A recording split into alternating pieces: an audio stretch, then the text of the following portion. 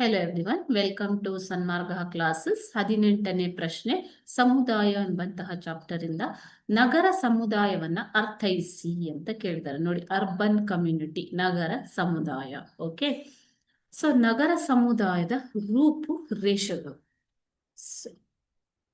ನಗರ ಎನ್ನುವಂಥದ್ದು ಸಾಪೇಕ್ಷವಾದ ದೊಡ್ಡ ಗಾತ್ರದ ಹಾಗೂ ಹೆಚ್ಚು ಜನಸಾಂದ್ರತೆ ಅಂತಂದ್ರೆ ಏನು ಮಕ್ಕಳೇ? 1 ಚದರ ಕಿಲೋಮೀಟರ್ ಅಥವಾ ಚದರ ಮೀಟರ್ ಮೈಲಿ ವ್ಯಾಪ್ತಿಯಲ್ಲಿ ವಾಸಿಸುವ ಜನರ ಒಂದು ಸಂಖ್ಯೆ, ಅದನ್ನ ಜನಸಾಂದ್ರತೆ ಅಂತ ಕರೀತಾರೆ.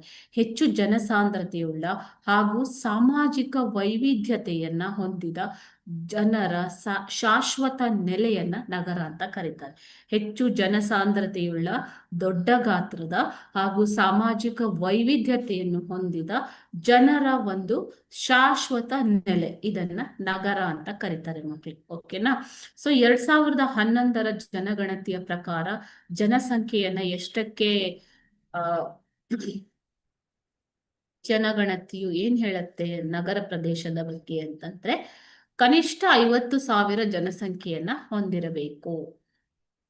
ಅದೇ ರೀತಿ ಜನಸಾಂದ್ರತೆ ಎಷ್ಟಿರಬೇಕು?